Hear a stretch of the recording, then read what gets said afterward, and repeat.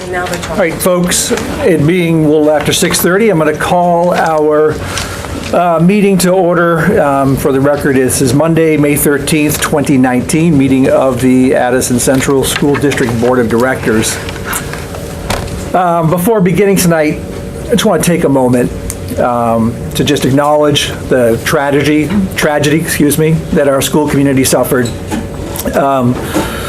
a while back with the death of Tilly Boulanger of Weybridge, a student at Weybridge Elementary School. I just want to take a moment that on behalf of the board to express our sincerest condolences to the family, including our own board member, Mary Cullinane, for whom Tilly was really like a daughter. I also want to, on behalf of the board, extend our sincerest gratitude to everyone from our school community who responded so professionally, so caringly, when they themselves were dealing with their own grief. A tragedy like this cannot be forgotten, but there really is solace in the way a community responds. And this response from this tragedy has been that of a close family, but really a close family that is much larger than anybody imagined. Just want to take a moment to acknowledge that and express our condolences and our appreciation. Thank you. With the opening of our meeting, I'd also like to begin with introductions around the table of our board members and our administrators who are here. And Suzanne, would you mind beginning? Suzanne Buck. Jen is here. Davina Damar. Mary Gill. Betty Kapumbe. Victoria Jetty. Tori Jacobite. Lorraine Morse. Peter Conlon. Peter Burrows, Superintendent. Chip Malcolm. Peg Martin. Amy Mavashi. Thank you. So our agenda, I'm just going to shuffle things around a little bit. When we travel from school to school, we get to enjoy a presentation from the host school. I'm going to just bump that to after public comment, because we have a lot of folks here who I assume would like to speak. We have a pretty full agenda, so I would ask that folks keep their comments brief. If we run long, I may need to just say that we need to move on. But we do welcome public comment during this part of our meeting. Just to remind everybody, this is a time for us to listen. We welcome comments. It's not meant to be a time for us to debate or question what you have to say, but really a time for us to listen. I would ask that if you want to speak, if you would stand up, speak so we can all hear, and at the beginning, tell us your name and what town you're from. And I don't know if anybody would like to begin. Yes, please. My name is Wendy Leeds. I'm from Rickton, and thank you for the opportunity to address you all. I sat around the table with some of you at some of the community dialogue opportunities that you created for us in November and April. Thank you for that. I just have three quick things I want to say. The first is as to the concerns around declining enrollment and the potential for closing schools. One of the things that I didn't hear come up at all at any of the tables, and I hope that it gets maybe put on a sticky note or on the table for discussion at some point, is just in terms of the International Baccalaureate and how this is, if my research is correct, ACSD is the only district in Vermont that has an international, that will have international baccalaureate schools. I think the Long Trail School is the only other school in Vermont, which one could argue would make us extremely attractive. And I wonder if people might end up moving into this area to have that be an option for their children in terms of where they want their kids to go to school. And I hope that maybe that's taken into consideration when we're thinking about so-called declining enrollment, that could inflate our numbers some, especially if we sell it a little. So that's the first piece. The other thing is that I think that families really want is pre-K. And there aren't that many schools that are offering pre-K programs, and I think if we were to maybe look at that, that might be another way to get numbers up and maybe take less pressure off in terms of feeling like we have to have these conversations around closing schools. The other thing that I feel needs to be said, and I'll try to be as diplomatic as I can about this, but it feels a little bit to me like coming from Ripton, where, you know, we've taken really good care of our building, and every year our budget has passed and the townspeople have said yes over and over and over again. And now we're looking at some buildings in the district that maybe voters chose to defer work on, or to not vote yes every time in the budget, and that the burden of that feels like it's being spread out a little bit now to, at least in terms of some of the proposals that are on the table for how we're gonna cut costs. And so the idea of closing some schools where people have worked really hard to make sure that those buildings stay in good shape in favor of buildings that maybe aren't in that same situation for whatever reasons, feels like something that needs to be said out loud. That doesn't feel awesome. And then the last thing that I want to say is just that the board presence in all of our schools, I think, is really important, even if we weren't having these tough things that we have to talk about. And so just as a private citizen, I would invite you all to the school in my town, which is Ripton, and would love for you to come and have a tour, spend a little time in there. And if you're looking for a really awesome day to do it, May 23rd is our Grand Friends Community Lunch, and we have a student music performance and talent show, and there's a really good meal. And if you let us know that you're coming, we'll make sure there's a seat at the table for you, and we'd love to give you a tour. Thank you, Wendy.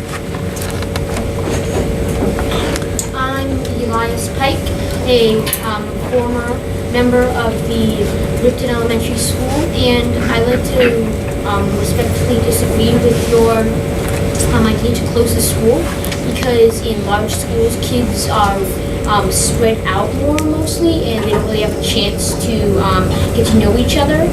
And I think in small schools where kids are closer together, they can forge better relationships with each other, and they can last longer. But if you take away small schools, you take away most community hearts.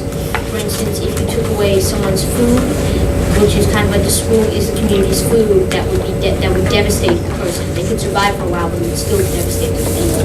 So I respectfully wish that you do not close the schools. Thank you. Thanks, Elias. Yes. Hello, my name is Lindsay Hescock. My son is a first grader here at Mary Hogan. And one thing I wanted to say is I'm hoping there's going to be another step before there's a final decision. There's some, I've perceived a lack of clarity, and sometimes I get the sense that the next step is for us to be told, okay, this is the answer. And there's so much discussion. It would be wonderful if there is another step, another opportunity. It went from 34 options to 4 options. And so I'd like to request that there's at least one more public forum of some type to help weigh the options and to give more people an opportunity to speak. Many people can't be here tonight because of family obligations. Many of the meeting times have been very hard for any single parent to make. And so possibly, offering other meeting times would be helpful. Along those lines, as my second point is I would like to say that the 4th option is not an option to say 4 to 6 schools is too ambiguous. Is it 1 school that would potentially close, or 2 schools that would potentially close, or 3 schools that would potentially close? I would like to have a more specific 4th option, please, if we're going to go ahead. If that was the actual option, then that option would be broken down into 3 separate options. And then I would like to, there is one letter in particular that I saw from Tanya Scuteri from Shoreham, and one of the points that she brought up in her letter was about busing. I would like to see some numbers about busing. I don't think that's an afterthought. There's there's situations that have happened where the cost of busing when combining school districts has exceeded the savings of closing a school. I'd like to see some type of estimate if we're closing a school, how that would affect busing, looking at gas prices going forward. I'd also like to know, where are the emails and parking lot questions going? There's all these parking lot questions, emails, and these public forums. How is that information being disseminated to those people, the majority of the people that are being affected by this who aren't able to attend the meeting. And then, let's see.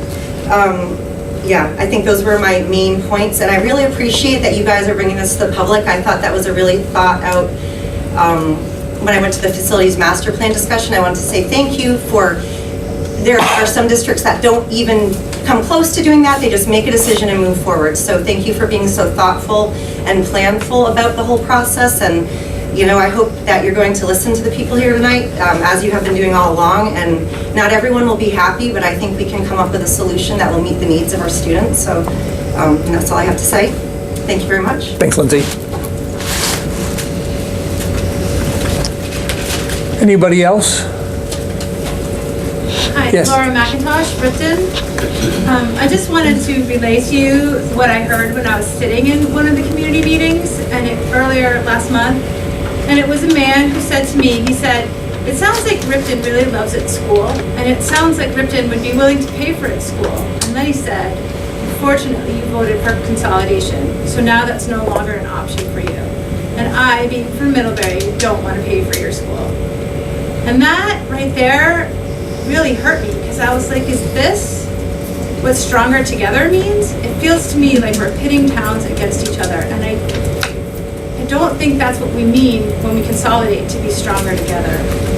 Our little school in Ripton has a really well-maintained building, it has excellent programming, and really good community support. And despite our small size, we offer pre-K, foreign language, and an after-school program. If we're striving for equity among our district, then we should be a school that we strive to aspire to. I hope that Stronger Together means that we all chip in to educate all of our children in a way that works best for the community, for the students of each community.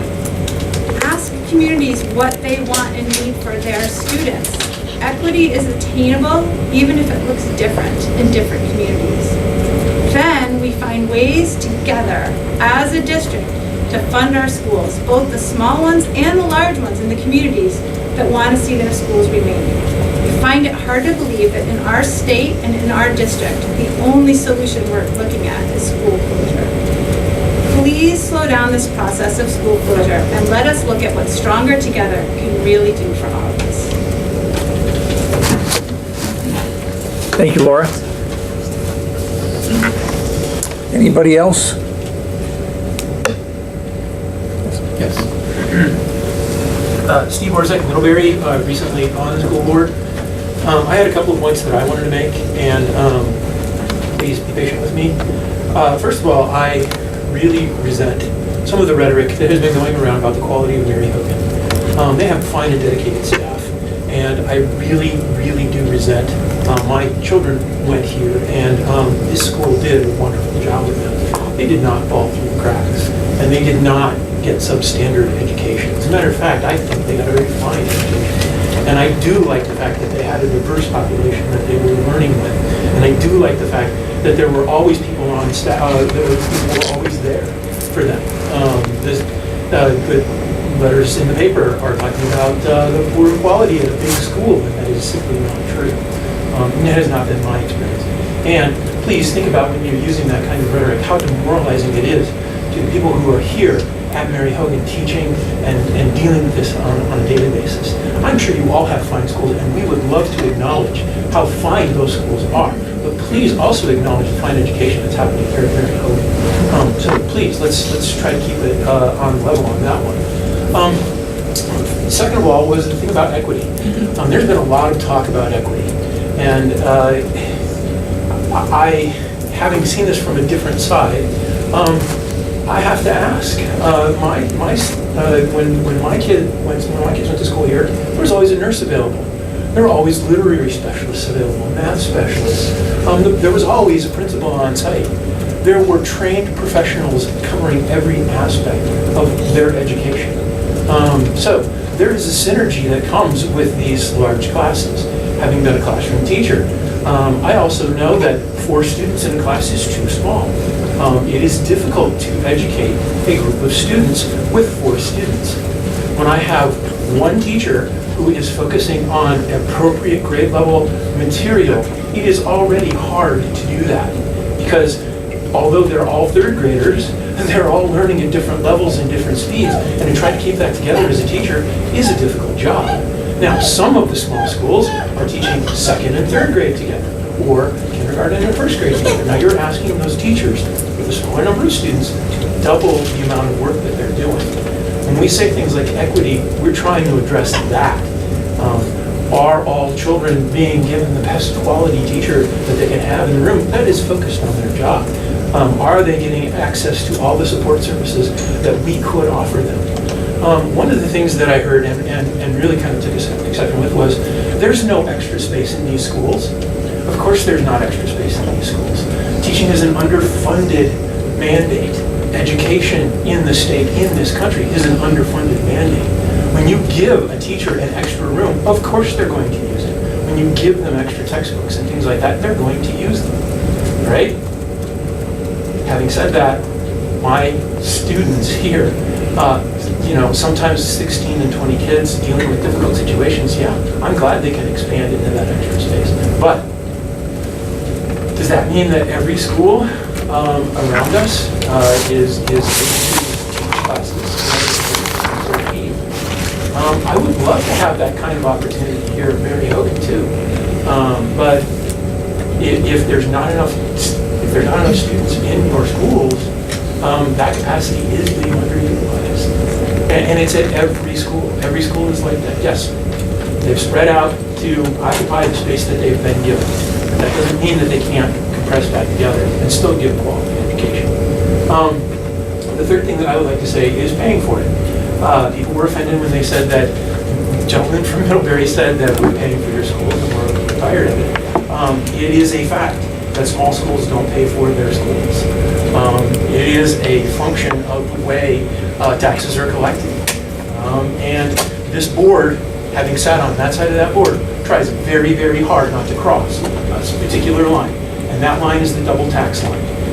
If you want to pay double taxes, that's fine. You can vote that in Ripton or Weybridge or all these small schools. You can vote to go above that line. But you're not the only one that goes above that line. We go above that line as a whole district.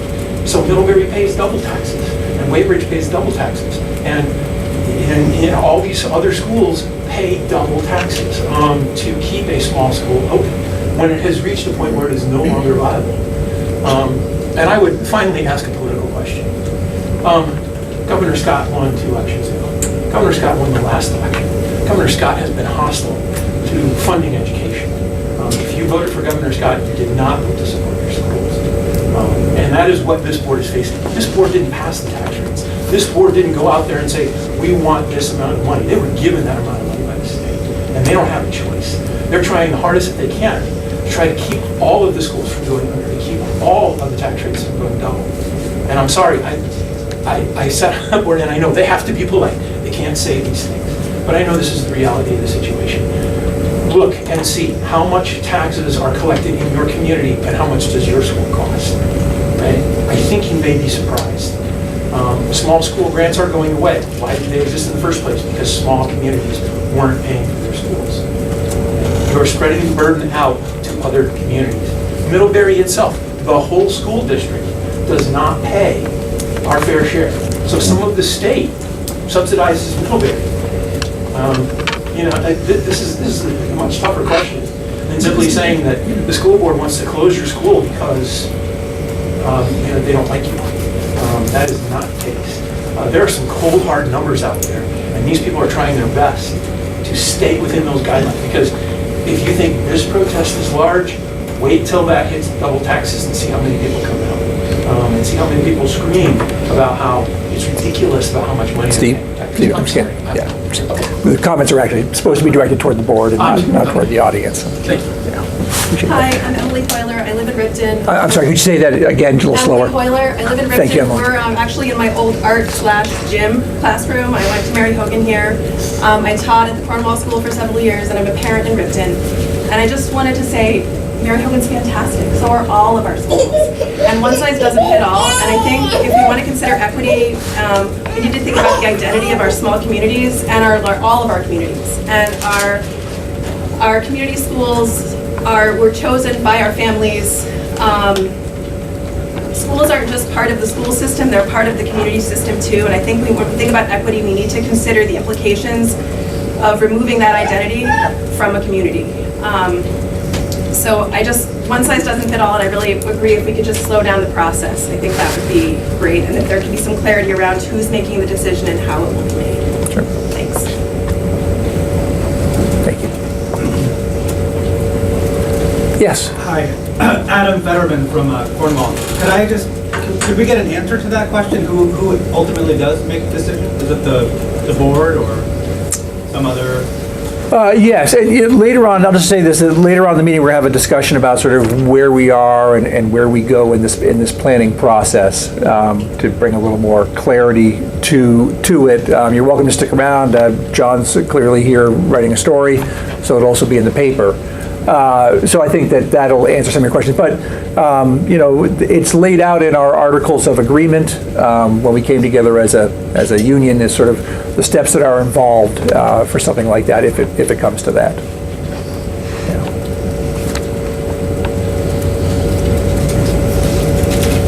All right. Well, thank you all for taking a very strong interest in all of our schools and the process. And we appreciate you coming. We've got a relatively full agenda. Going to move on to our next agenda item. Speaking of Mary Hogan, and that is, as I said, when we come to each school, we get a chance to hear a presentation. And here we are at Mary Hogan as our last. We're anywhere next month at a different school? Or are we back to our normal? We are in. I'll look it up. Not important, but anyway. We are somewhere else. Okay, great. Oh, yes. Oh, we're at middle school. Excellent. Anyway, tonight we have a presentation from Mary Hogan. And if those of you who are introducing could introduce yourselves as well and let us know what we're looking at. Steve Lindeman, interim principal, and I thought it'd be helpful to give you an idea of what happens with the primary years program at the primary level. So I invited 3 of our first grade teachers to make a presentation. Shauna Lee, Heather Gibo, and Melissa Flint, and I will turn it over to them. Thank you for coming.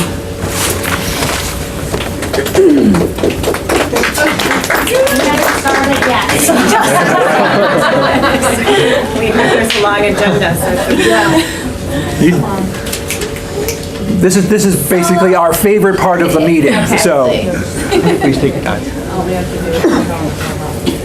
Well, hopefully you all got a chance to look a little bit as you came in. The first grade is just finishing up our final unit for this year. It's called How We Express Ourselves. And there are a lot of social studies standards embedded into it.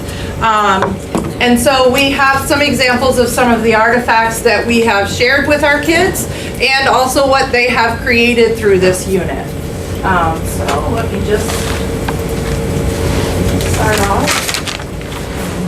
So our theme descriptor that we built our unit from was the ways in which we discover and express ideas, feelings, nature, culture, beliefs, and values. This is the snippet of our larger descriptor that we took our central idea from, which was people communicate to make connections and share ideas. And we also had several social studies standards that we tied into this.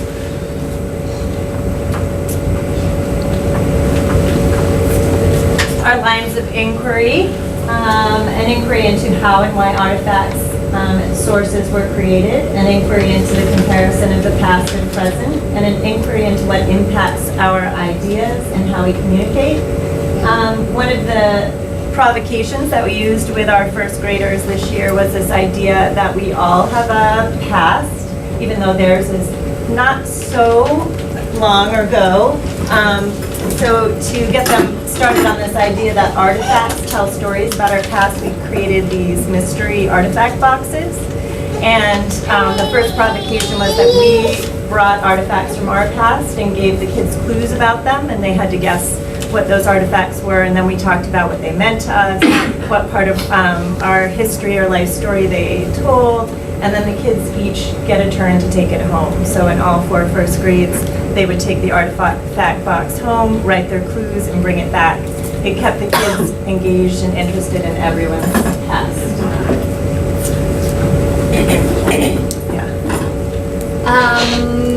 We ended up connecting with the Sheldon Museum and asked them what resources do they have available for us that we could help with supplementing our unit, and they had the toys and games. And we thought, what a better way to start it out, kick it off with first graders than looking at toys. And in looking at those, they noticed that a lot of them were like they have like the fishing games. This was like a hot favorite, you know, the fishing games. All the toys from the 18th century were all made out of wood. And they're like, but most of mine aren't made out of wood.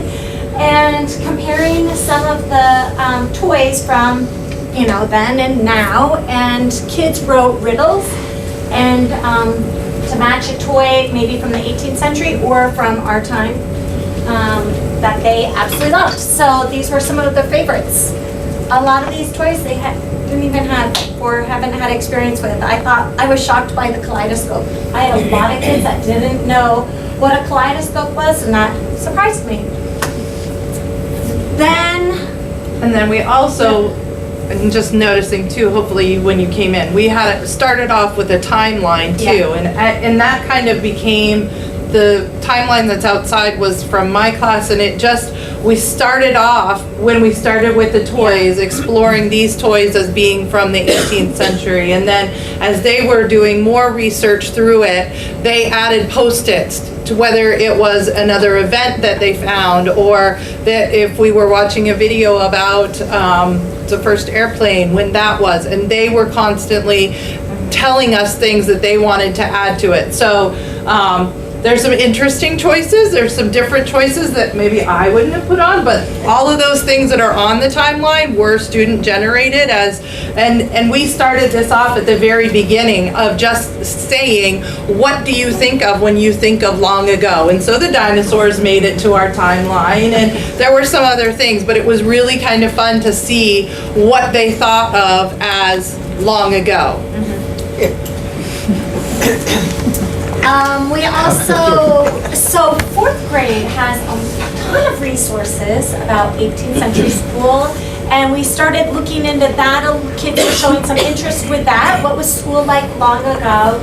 So we borrowed some of the resources from that, from Jen LaRock's class, and shared some of those with the kids, and they really compared, you know, what was it like then compared to now, and looking at some of the artifacts. What were those artifacts communicating to us about that time period?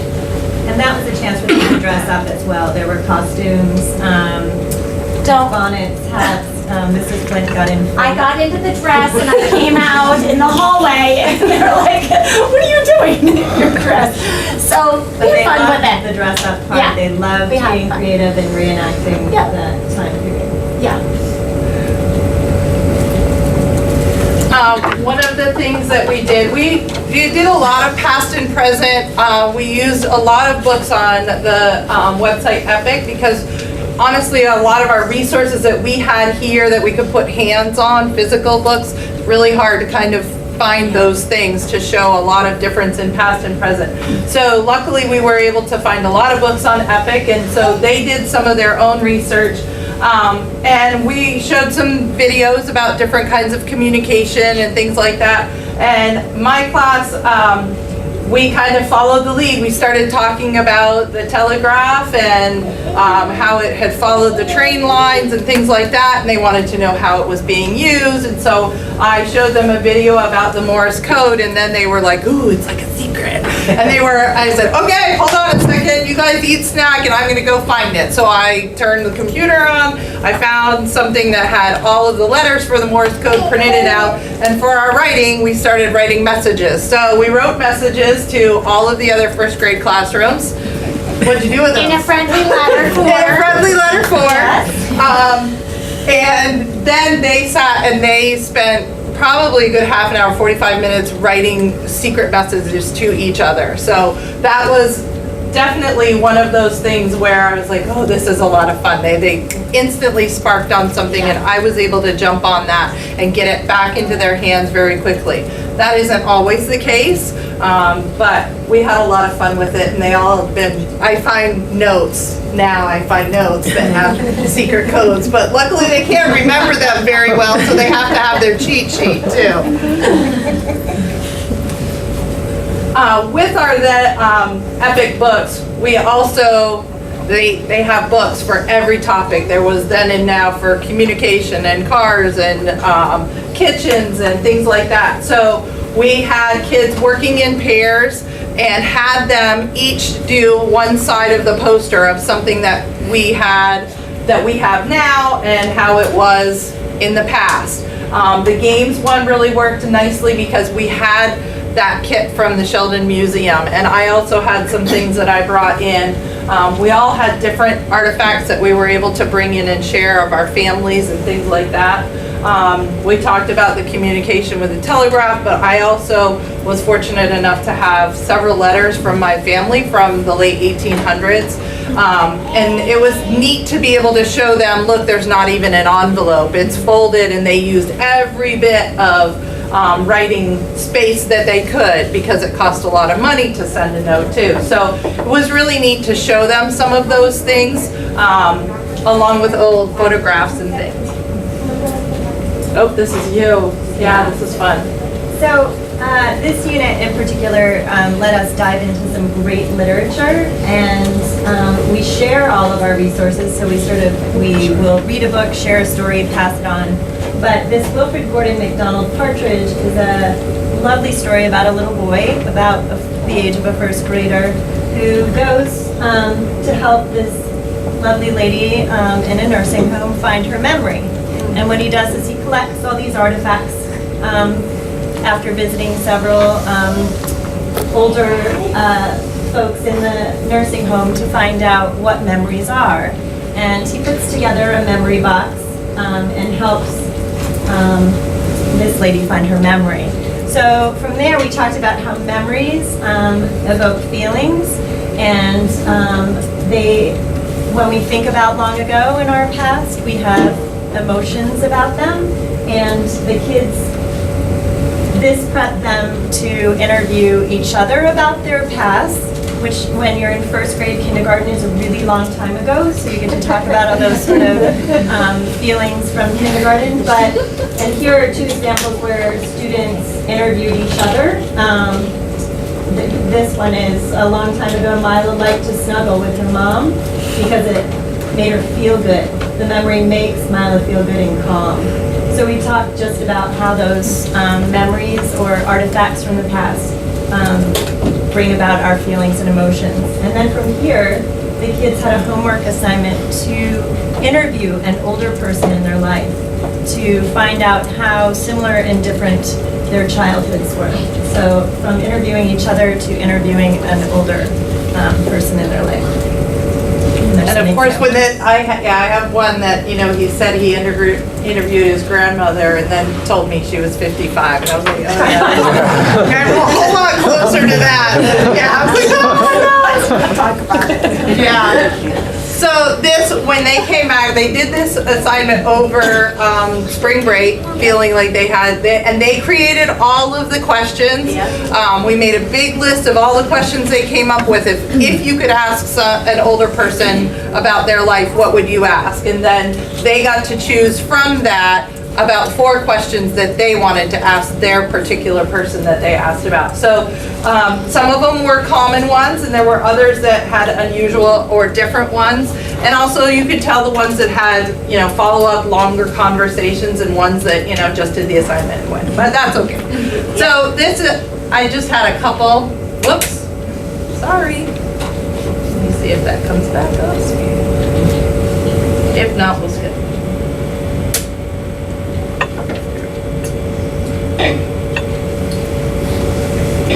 All right, tell us first who you interviewed, Corey. I interviewed my grandpa, and the first question that I asked him was, do you have any younger siblings? And he said that I have 2 younger brothers and 2 younger sisters.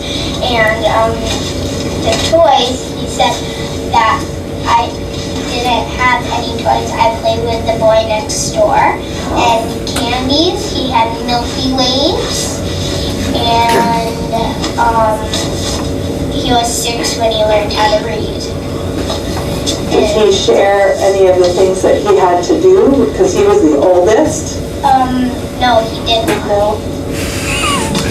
But it was very challenging. It was. Good to have. Yeah. They really seem to enjoy interviewing and talking about it. And they shared a lot. They learned a little bit more about their grandparents or someone else in their family. So the personal timeline, our summative assessment to this was really looking at, that timeline piece of and communicating with others about it. So children, we did some scaffolding of maybe they wanted to just do baby years and toddler and then kindergarten, and some kids wanted to do all of the years, and then they had to present and communicate that to the rest of them. So here's Henry.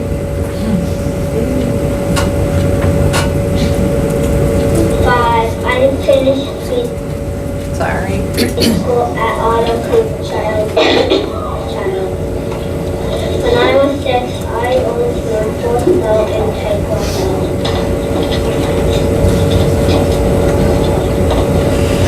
This was a great connection to home too. Parents getting involved, families helping. Yeah. When I grow up, I want to be a professional at softball. So we're going to hold on to those. Open it up, Henry. I will be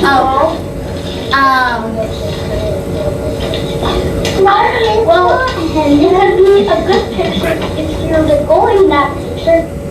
So we're going to hold on to those, and the kids ended up creating like a time capsule, and that's now an artifact. We're going to hold on to that as teachers. We're going to put this into there as well, and we'll hold on to it until they graduate from high school, and then send it to them, and that's an artifact. So yeah, and they really we showed them a video of the oldest American time capsule that was found in the cornerstone of the Massachusetts State House that was put there by Samuel Adams and Paul Revere. And so they were really into that. And then then I showed them another video a little bit about like how to make their own. And we talked about whether we should bury it someplace or whether we should maybe try and keep it inside. So this was just a way, I thought it would be really fun for them to kind of do a statistic sheet of what some of their favorite foods and toys and friends and what they like to do. So they filled out a sheet, and all of them did their own drawing. It could be anything that they wanted to draw. And then mine this week have been working on writing a letter to themselves.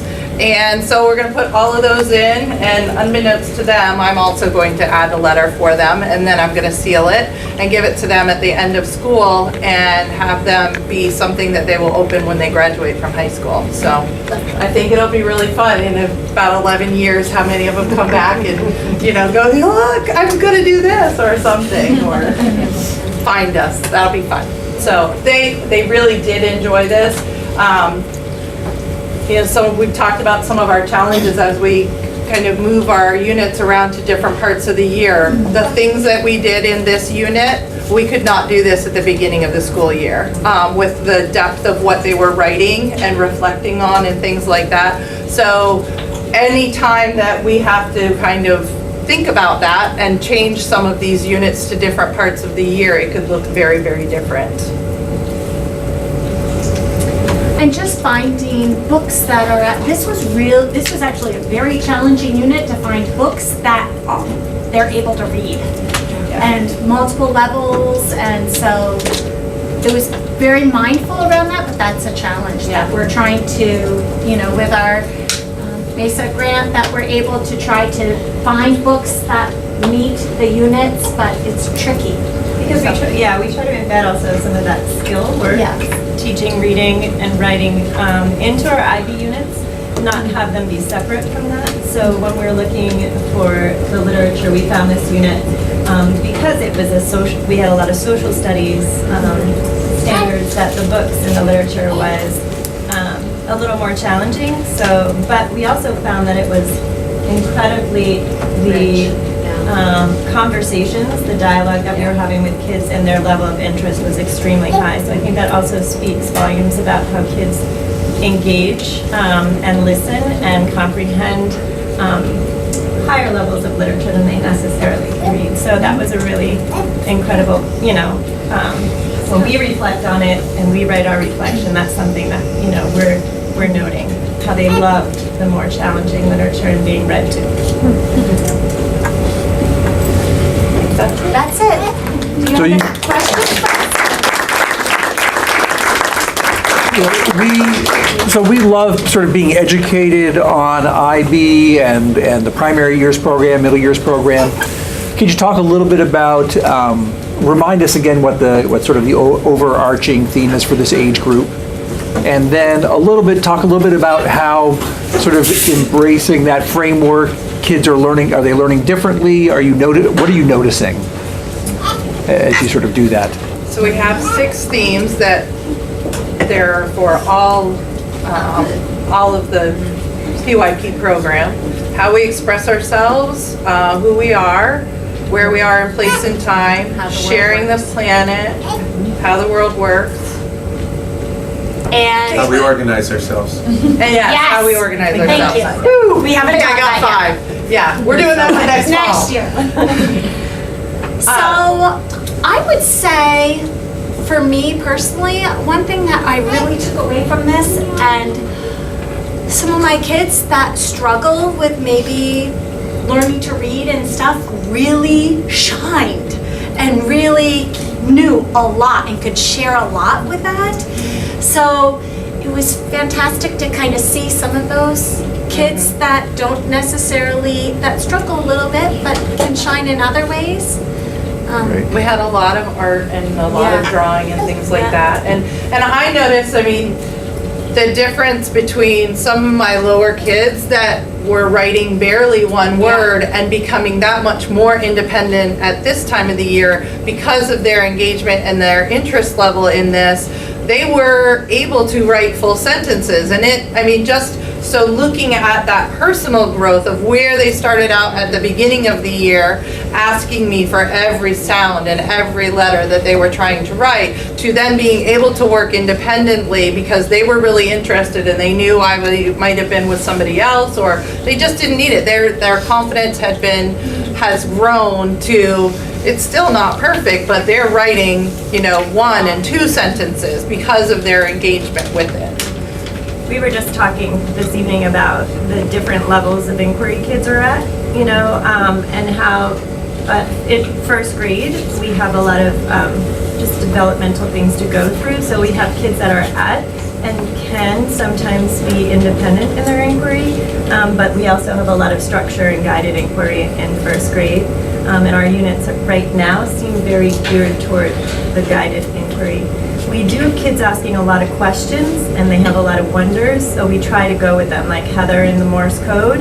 That was not in our original plan, that was student driven, that was, kids asking questions and wanting to go further, but it has to be guided then by us, because, to ask them to go out in first grade and check out Morse code. And it kind of changed with each grade, to each classroom too, according to their interest. Yes. So I think that's one of the really cool things about IB is that we have 4 classrooms here. We plan together, we pool resources, and sometimes where inquiry takes us is very different in each classroom. When we come back together, we're like, well, that was really cool. I want to see if I can get, the kids to go there. And so our units sometimes seem overwhelming with the amount of learning engagements because they're changing from classroom to classroom.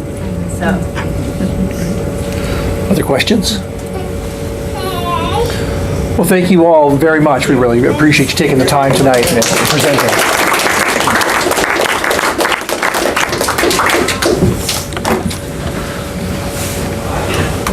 If you wouldn't mind turning the lights back on, that'd be great too. All right, so we have the April 15th minutes to approve. Could I have a motion to approve those minutes? Lorraine moved. Anybody want to throw in a second? Jen, thank you. Additions, subtractions, corrections?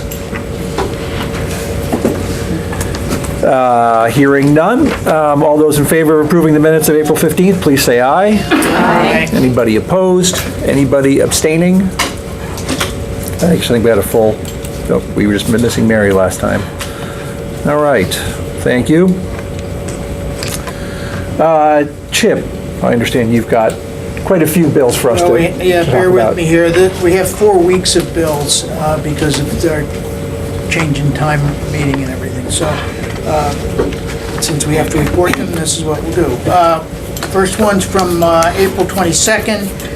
Victoria and I read those bills.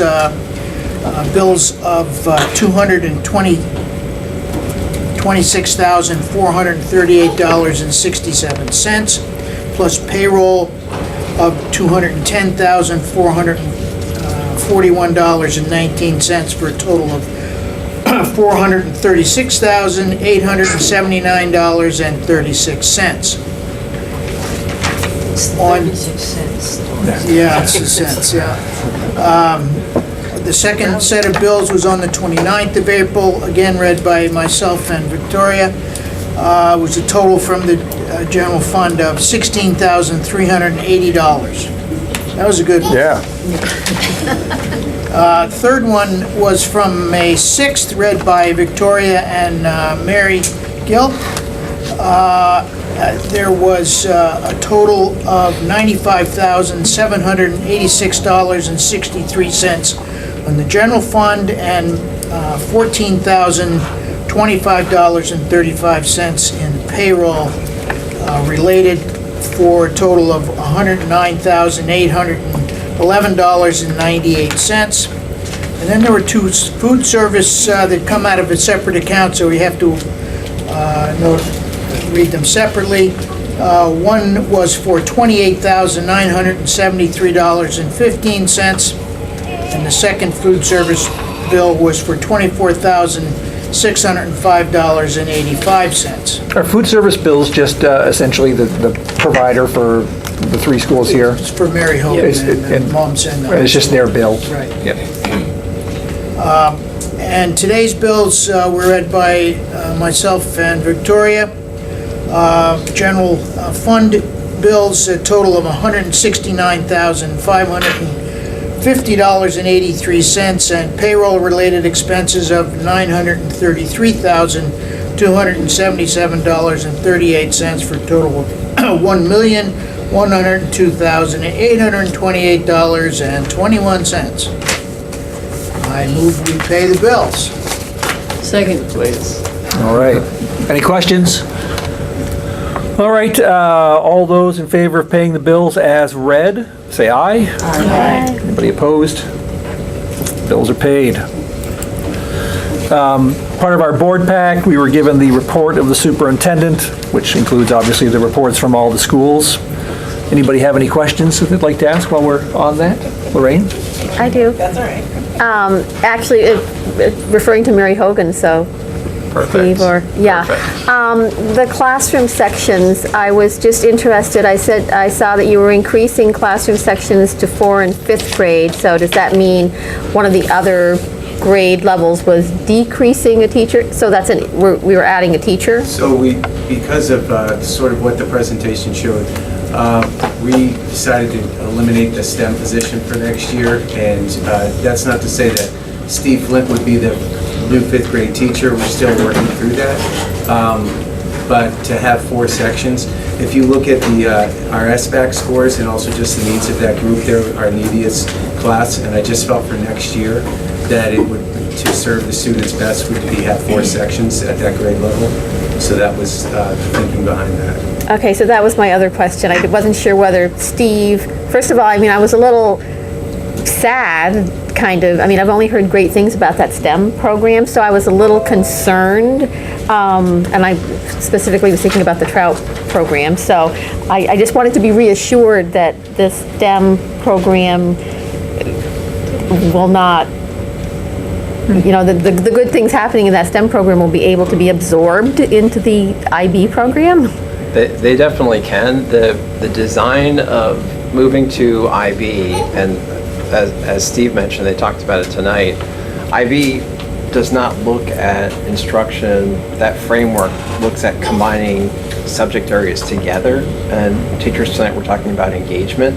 It's much more engaging to work through a concept and a theme as opposed to 40 minutes of math.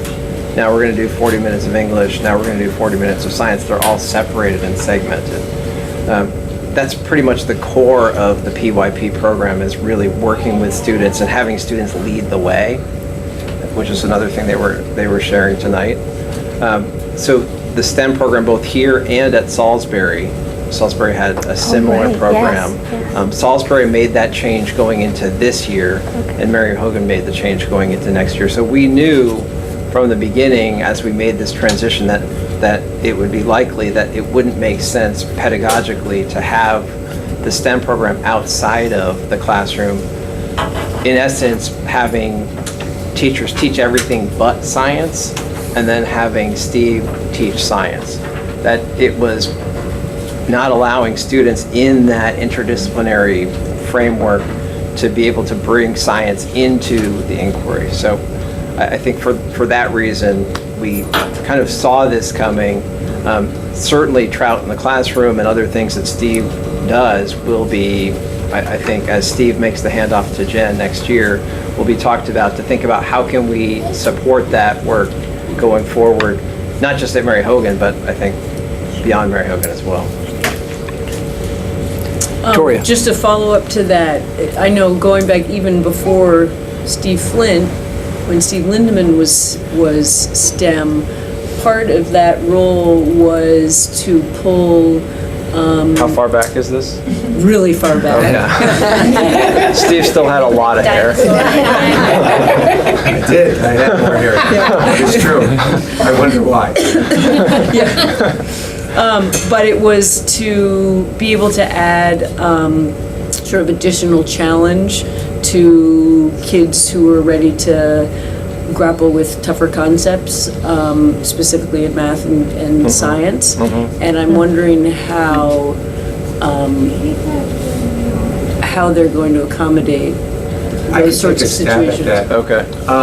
I do know that there's a group in the district looking at systems, like how to do supports for multi-tiered systems of support for students. So one of the things that, because of the transition year, I've been working on the master schedule with a group of teachers, and I do know at some of the outlying elementary schools they have a sort of like a what I need block, a win block. And Jen LaRock and I have had conversations that when she's done visited some schools in Connecticut, I think this was right before I started as assistant principal, that she was talking with some teachers there in which they utilize their human resources, their teachers, and if they have paraprofessionals, but their academic interventionists and special educators in a way that the students say in mathematics for a certain block, they're getting what they need. And so I think if we created a system or scheduling like that in the coming years, it might allow for something like that to happen in certain disciplines.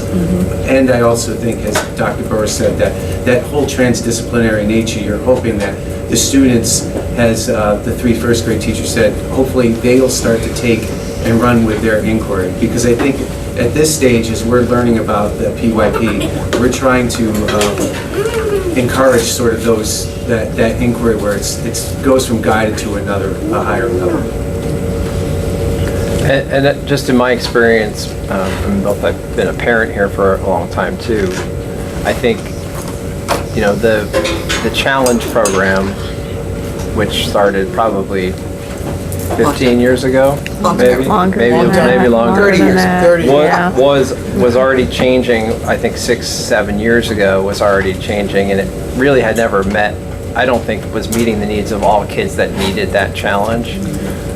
That program changed over the last 6 years, and I think, Steve, you can probably answer this more clearly, has been more of a general science course as opposed to a challenge course for quite a while. Is that?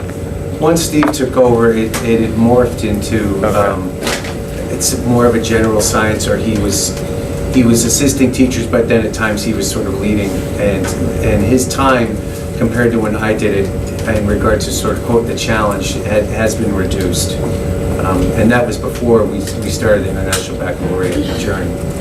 So I think that the way to teach that is not pulling out to one course, to one class. I don't think one teacher could serve the needs of all the variation that we have at Mary Hogan. So I think it has to push back into the classroom, but it has to be systematic and thoughtful, which Steve was mentioning, the win blocks. That's a actually systematic way to do it, instead of just saying teachers will differentiate, which is really easy to say. It's really hard to do. It needs more structure than just differentiate. Yeah. Listening to the three teachers and how much energy and creativity it took to pull this unit off. I know they were incorporating all their various content areas and standards, etc., but brilliantly done. I mean, I think they did a great job.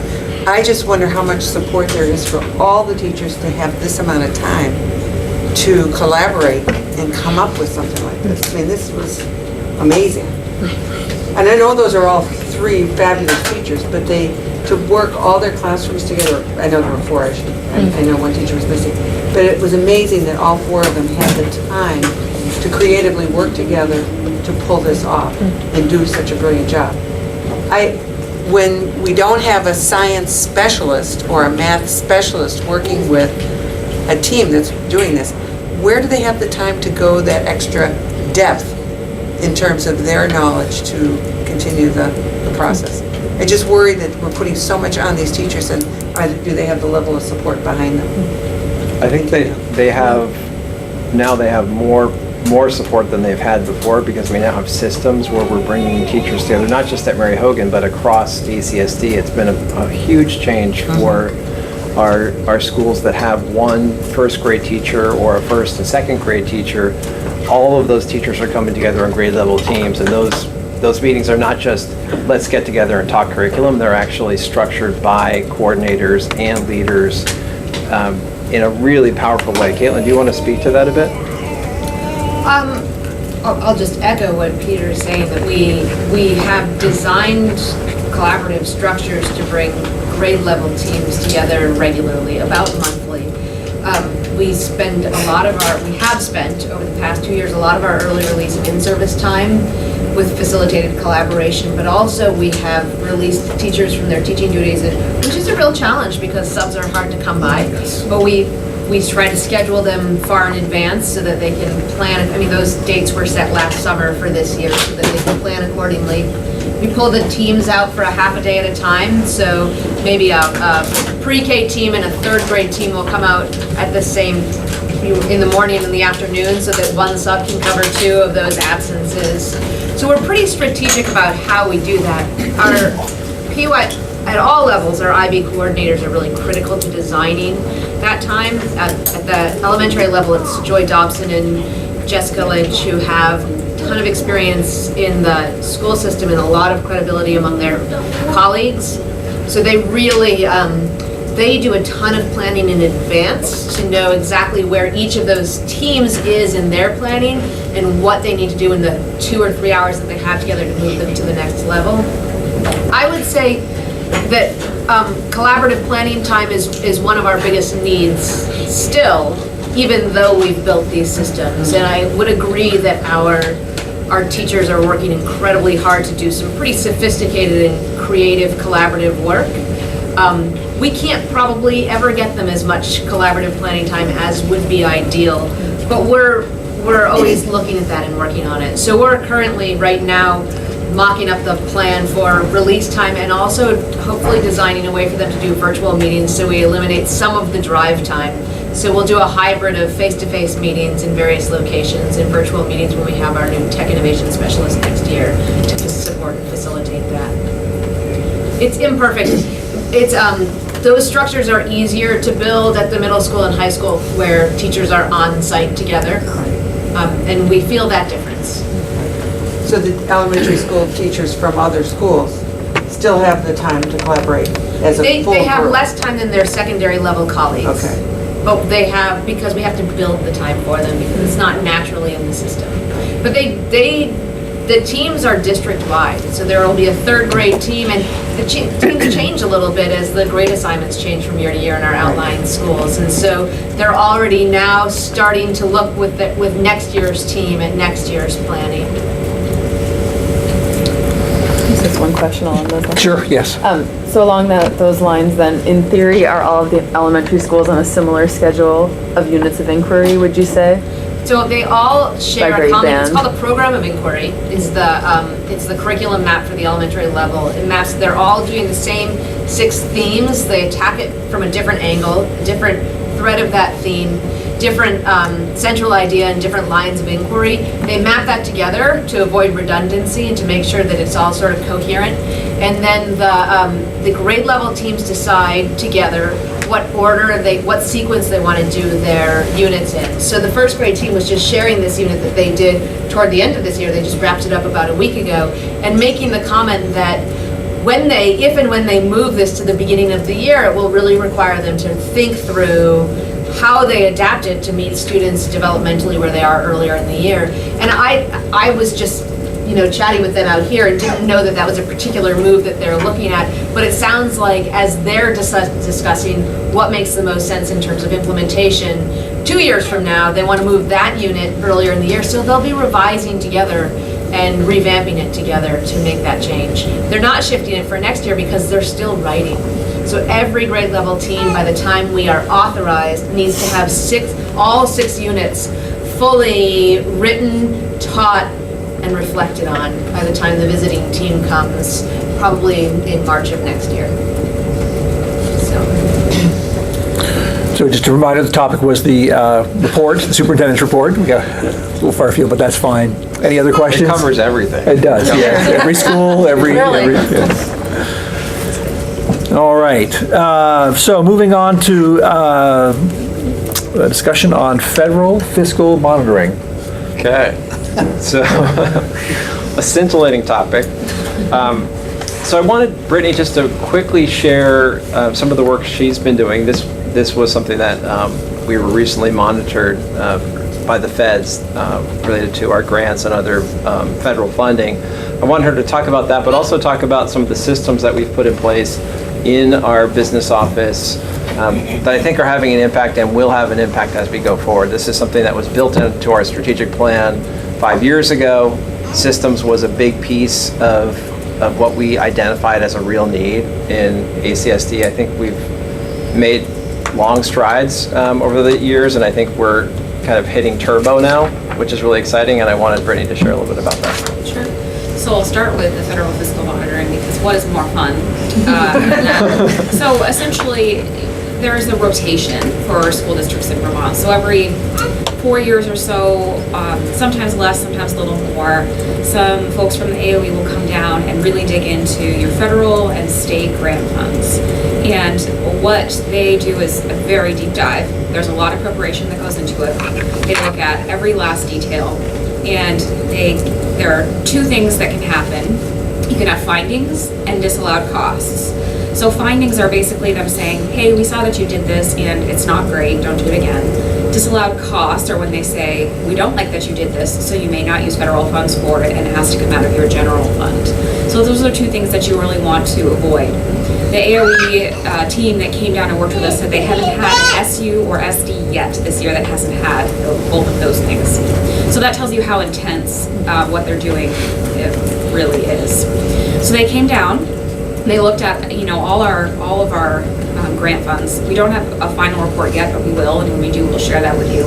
But we did have an exit interview, and they told us in the exit interview that they feel that the ACSD is in the top 3 districts in the state for how we manage our federal funds. So that's really exciting, and they said that they feel that other SUs and SDs can really learn from a lot of the systems that we have in place. We weren't perfect, so we have some good things to work on in the future and really shore things up, but it was a very positive experience. And so this involved really kind of the whole finance team. It also, at some level, involves Vicki and Caitlin as they manage the program side. So the program side has to align with the fiscal. And then Kathy Roberts is our assistant business manager, and she really did a lot of the legwork to get everything together, and she sort of does the nitty-gritty work with the grants. So she'd probably pass out if she knew I was talking about her here, if you know her at all. She does not like the spotlight, but she really deserves commendation for how she has managed this over the years, and how she continues to look for ways to tighten things up. So kudos to Kathy. So that's really exciting. I'm really proud to be a part of a team that's doing that kind of work and that level of work. Some of the other things that we're working on in the finance team is we're working on sort of streamlining a lot of the forms that we have with a forms creator. Some of our processes are already electronic, like purchase orders and requisitions. Some things are not electronic, like mileage, reimbursements, meals, procurement, which is something you have to do for federal funds and involves a lot of paperwork. There's a number of things that we do that can really be streamlined. So I've been looking at ways to do that, and in doing that, we're looking at our processes as well. So we have some processes where, 5 or 6 people will touch a thing before it gets to its final destination. So we're looking at ways to cut that down. I'm hoping to roll some of that out at the start of the new school year, centralizing some tasks, making people specialists. I'm a big fan of making people specialists so that you're, a master of one thing or a few things rather than sort of kind of good at a lot of things. I think there's a lot to be said for having a specialty. So we're trying to work on that in the finance department. We've also been looking at food service. So the way that our food service is structured right now is that our 3 Middlebury schools use a contractor, which is the Abbey Group, and then our other 6 schools use, we run an in-house program, so it's our staff that operate. And so for the schools that operate their own food service program, we're going to be instituting a point-of-sale system, which right now it's paper. So kids go through the line and everything gets written down on paper, and then it has to sort of be reconciled by the principal or sometimes the admin assists at the end of the week. So we're going to have scanners. Kids will just go, they'll scan the card. We'll have an opportunity for those students to also pay online, or those parents to pay online to monitor their lunch balances. So that's really exciting, and that's going to make some of the principals very happy that have to deal with that right now, and some parents happy that have to send in a lot of checks. And then we'll also be instituting a mechanism through which people can apply for free and reduced meals online. It won't be a requirement, we'll still send out paper, but you'll be able to do that online.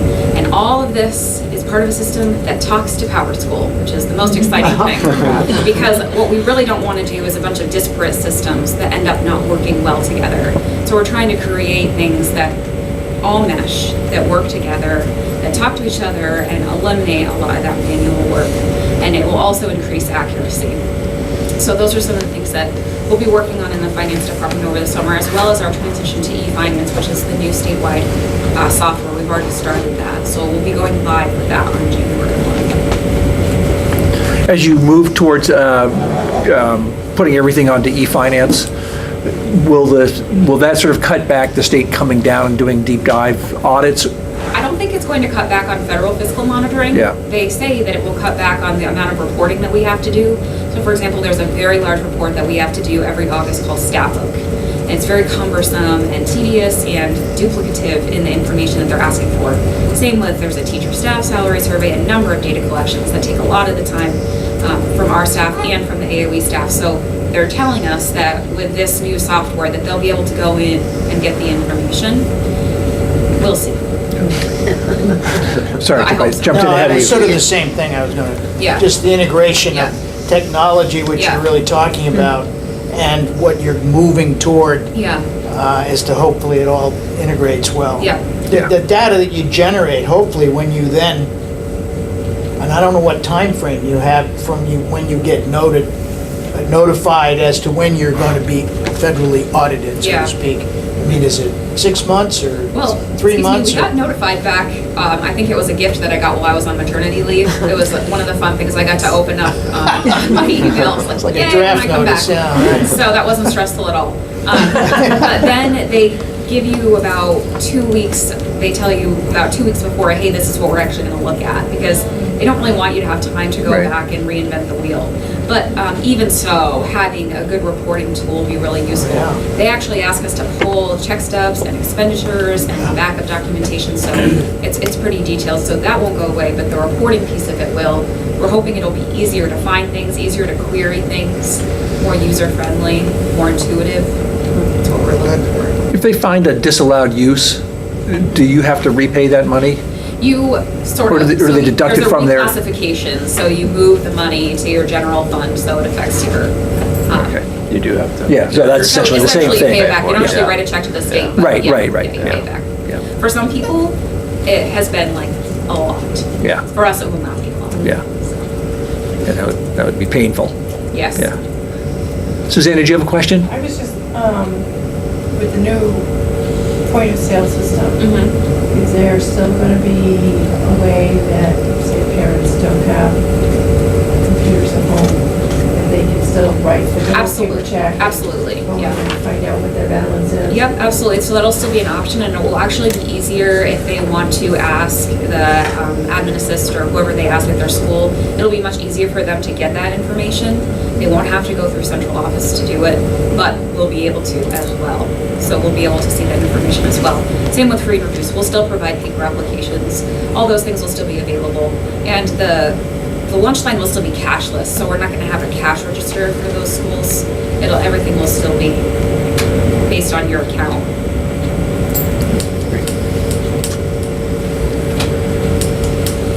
Does this wrap up your report on federal That's it. fiscal That wraps monitoring? it up. All right. When do you get your final report card? When the AOE releases it. Gets around to it. How long a process is it normally? Like, how many days were they here going They were over? only here for one day, but Yep. they asked for a number of things in advance that we provided them prior, and that's how they did a lot of groundwork before they came. You know, typically I would expect it in a couple months, but the person who leads federal fiscal monitoring is taking another job at a different part of the AOE, so it could be, 6 to 8 months Yep. before we see the report. Okay. Well, glad to hear that they put us in the top 3 of, yeah. That's pretty nice. That's Are we pretty. number one? Top Maybe my three, top I'll 3. tell you. I suppose if you were number 1, they would have said you're in the top 1, but. Right, yeah. No, it's high praise. It's high praise. Yeah. So there are a lot. That really is. Proud. And the fact that you'll be able to go live, at least on our end, with the centralized e-finance in Yeah. January is a pretty big and bold step. Yeah. Yeah. Yes, I'm sorry, Mary? Going back to the report, the student services report on the district management group. Yep. I know Vicky's not here today, and this Yeah, is probably her yeah. thing. What is that exactly? So- District management group. So that was a group that came to Vermont probably 4 years ago and started doing work with districts. It was brought in partly by the AOE and VSBA and VSA to gain more national knowledge about systems of services. The AOE co-funded with, I think with BISBIT, a study, a pilot for Vermont, and you can look at their overall kind of analysis of Vermont systems online if you search DMG, System Services Vermont. We were part of that pilot 2 years ago, and so there were 10 districts that were selected. It was a grant, and I believe we paid maybe $5,000, and the cost was much higher than that, so that was mostly written. And what they did was they came in, they talked to all of our employees, they looked at all of our systems, and they wrote up a report and said, these are the things that you really need to be thinking about as you retool your system of services. As we got that report, we were also right at the beginning of our IB development. So we started to work on pieces of that report, the recommendations, as we built our IB framework. Now, as the framework is starting to take shape and is really taking shape, we're really focusing in on system of services, and we put together this design team. I'm also on that design team too, and I'm co-leading that with Vicki to really look at across all of our schools, making decisions around how do we support every student in every classroom, coming to agreement on our behavioral systems, coming to agreement on our intervention systems, looking at different staffing models, and having to think about that differently based on the scale of our schools as well. And these are areas that I think over time have been fairly calcified in our buildings. Mary Hogan does it this way, Shoreham does it that way, Cornwall does it that way. So we are really committed to really coming together and making decisions that are going to help all students, and for getting as many voices in the mix to make those decisions. So our timeline right now for that design team is we're doing work over this spring. We'll do some kind of research and analysis over the summer, and then that work will go out to buildings led by administrators with their staff and with their communities to get feedback, hopefully so that we're ready at budget season as we look at, if we're going to change a staffing model, what will that look like? Everyone will have a chance to weigh in on that, and then we'll be able to move forward. So that's kind of in essence the So process. who's on the design team? Is it mainly central office staff, or are you? It's a mix of people from all across. And I think it's in. I believe the list might be in a previous communique. I'm not positive. Okay. It's a representative group, so it's got counselors, teachers, so administrators, multidisciplinary group. yeah, from different schools, from small schools, large elementary, small elementary, middle school, high school. Right. Because I noticed the 6 recommendations that they provide are things that you've been working on. Yeah, And, definitely. Like, there must have been some progress made, but these continue to be I think items that they feel need to be worked on. The management I group. think we've worked on them in isolation in places, but we haven't had the really hard conversations that will potentially shift some of the staffing positions, or shifting how, at every school, how do we work with behavior? So we have some schools that are PBIS, we've had some schools that have been trained in responsive classroom and are continuing that, some trained in it 2 years ago, but they haven't necessarily continued in the same way that another school has. So we've got lots of expertise, we've done lots of training, but we really need to systematize at this point. Because then we can support that, we can work together, we can really be together, as opposed to one overarching system with lots of smaller systems within it. Is DMG, does the district still hire DMG to do some continued consulting? They came in and talked with the design team on the 30th. Yeah. And they'll be back in the fall as we continue the work.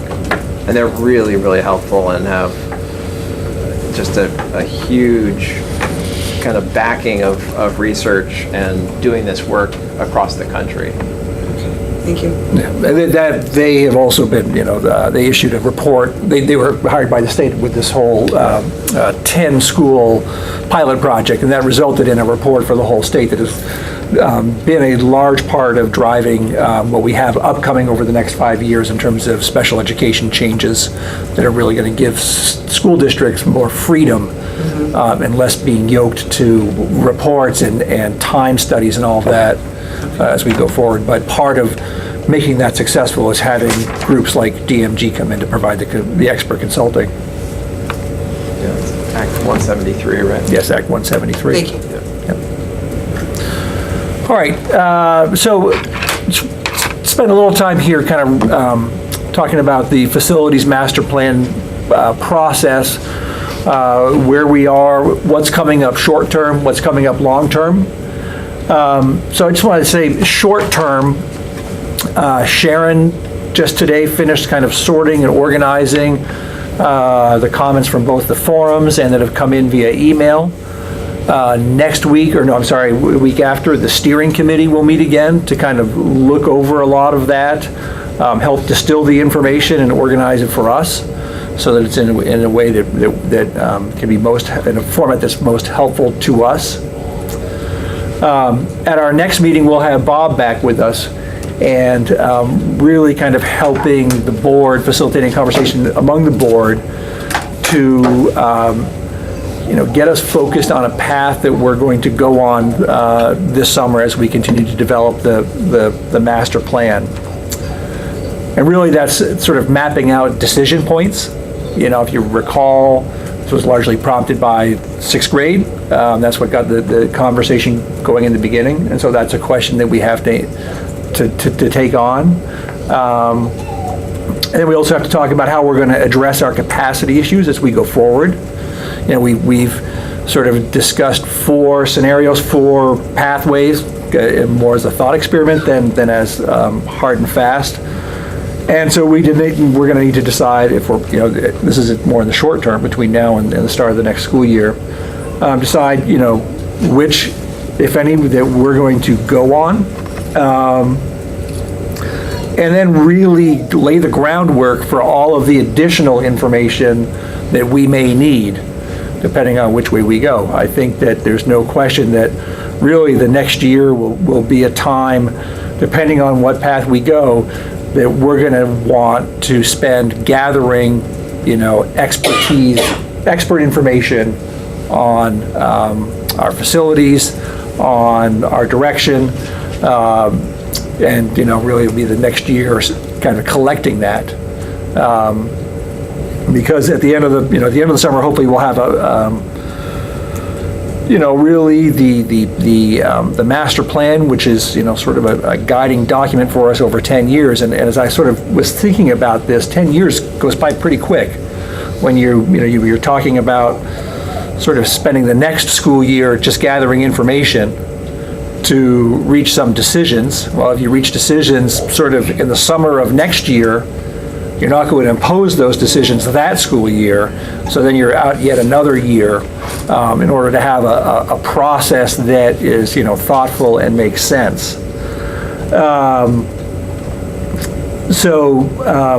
That's sort of where I see us going. I had a conversation with Bob today a bit about it. We also have to talk about where does a bond fit in over that multi-year process? When do we start talking about borders? And if we want to talk about borders, when and if do we want to talk about school choice? So these are all things that we will have to wrestle with as we go through this. So we're sort of in the first portion here. And so we need to map out, sort of how and when the board takes on the questions like those. So you can see that 10 years may seem like a far off destiny, but when you start laying it out in steps, the importance of, mapping out decision points as we go along is going to be really important. So that, John, if you want to add anything to that, but really, next week we'll have Bob in. He's going to help us sort of get focused on where we want to go. We'll have some of the steering committee work available to us as well. And then, I don't think we'll do it using retreats over time. I think we'll just continue to use our scheduled board meetings because we won't have a lot of other things that we need to talk about. But then to sort of start setting up those decision points as we go along. We've got the 6th grade question still. We've got, which of our 4 scenarios we want to investigate further with expertise in the field. When does that then translate into a decision point and a bond? When do we discuss school choice within the district? When do we discuss what is a border? So anyway, obviously not decisions we're making tonight, but this is it's a long process, but boy, that time will go by quickly, even though we're really talking in the context of years, not months. But the months part is where we lay out those years coming up. Yes. I think it's because it comes up from the public a lot. Number one, who makes decisions, okay? And what's the time frame? And both of those are perfectly valid questions, but I think most of the decisions are made by the board. Yes. And that's our duty. Now, before you make them, obviously, there's lots of information to come into that. But decisions on, relative to, as you mentioned, the, our consolidation rules or unification rules or whatever we want to call them, don't speak to the public voting on a lot of these issues. They will have a chance at some point, if in fact a bond is a part of what we propose, that's when the public gets involved. They're certainly involved in stating their piece, but as far as a public vote about something. So I think that has to be clear always, because I don't think it is clear. Yeah. Yeah, so... To the people who are really concerned about the long-term effects on their towns. That puts us with a lot of responsibility, obviously, but we all signed on to this somewhere or another. And I think to Chip's point, it is, that is right, the sort of public voting decisions they have, the public is involved obviously in yearly budget decisions, a bond decision, election decisions, but when it comes to sort of decisions about the footprint of our school system, those fall to the board within the rules of the articles of agreement that we have. And just to your other point about sort of timing, this summer is our time to lay out our decision points. I think there's no question that, we aren't making decisions about naming schools and whatnot until we have a lot more expertise information, and that's at least a year away to go that far. So we sort of have to get ourselves wrapped around what we're going to be doing. Yes. And just to go on with that, the process both in the fall and the spring here were really mind processes, trying to engage the public in a way that we were trying to engage in thinking about this, not just sort of off the cuff deciding something, but trying to look at it really big picture and try to focus. I think there was that confusion that this was all to come together in a way that we're just going to make this decision by the end of the summer. Right. I think that's right. We aren't. Right. I think once we've clarified our process and we can be more we'll have definition around that, that can help with communicating to the public in a way that even if we don't have the specific answers, we can at least say we're anticipating by then, as opposed to, right now, it says we're deciding this summer, so that's my point. I think we need to clarify that. Hopefully the press can help that too. But I truly believe that's obviously, people don't read our minutes, they read the paper or something. So it's important that that's accurately portrayed, I think. It usually is, but I'm just saying that those are kind of things which are really important. And the transparency part, I think we've been very transparent up to this point. Every one of us has not said that we have some fixed decision. We don't. I don't think. You could ask every one of us, and we don't know what's going to happen or how we're going to solve some of these issues. But we're going to have to at some point, and that's going to come with a lot of data. Yeah. But. So I would just say that part of the reason, our goal was always to have a plan of some sort by the end of the summer. We were very vague of what that plan might entail, because I don't think we knew where the process was going to take us, right? And it truly is a process, and there truly isn't a decision that was, formulated at the beginning that we're trying to then retrofit. It truly is a pure process, and we're all learning every day and from every comment about how this might look and in what form it might take and how specific it might get. And like Peter was trying to explain to everybody, it seems as though at this point we would be leaning towards something, with some direction of, this might be the direction we might go, but we need to investigate, transportation further and school facilities further and capacity further. We don't know, because we have to really talk to each other about that. We all haven't talked as a group since the dialogues, and we haven't looked at the data. It just feels probably at this point, and with Peter's guidance as the chair, that might be where we would go, but we have a lot of meetings between now and then to really determine that level and what that plan will look like. There has to be something, in some direction at the end of the summer. But, that level seems like we're probably going in that direction that Peter's just mentioned. And it's not all about bricks and mortar. We got a lot of things to talk about. It strikes me that the important thing is that it is direction that we are talking about and not decision. Exactly. And I think that has kind of been lost in a lot of the very genuine and heartfelt emotional response. We are looking for direction. We will not be making a decision. And when that time comes, there will be a discussion. 3 Ds, huh? Discussion, direction, decision. So our next meeting is just as a reminder, is on the Tuesday after Memorial Day, not that Monday, which I think is the 28th. Yes. And I'm imagining even that first conversation when we're looking at the data, that we're going to probably start with more questions that before anything, because there's a lot that we're going to need to find out, even before even selecting a direction. Absolutely. Yeah, I mean, it's really, it's... But I think as Jen really, it's important, we haven't had a chance to really have our own conversation, when that's really what we're trying to do next week with Bob's help. So that we can keep it I think we're all ready focused. by now. What's that? I think we're all ready. Yeah. It's been a long wait. Any further questions on that?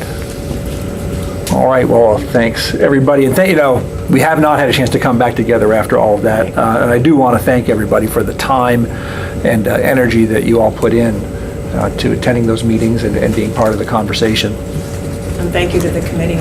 Yeah. Yeah. Huge. Yes, Betty. Huge.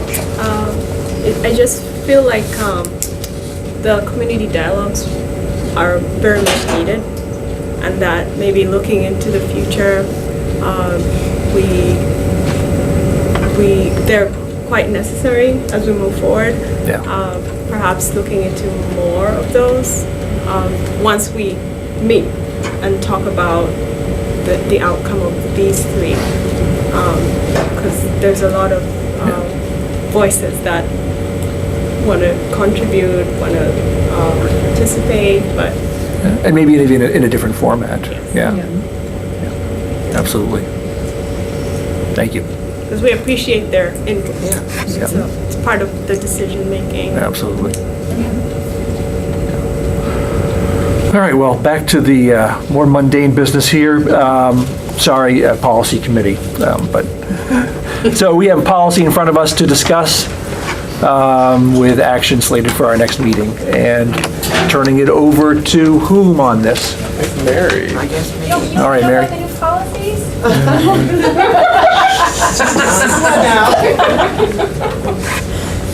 Actually, I'm going to stop.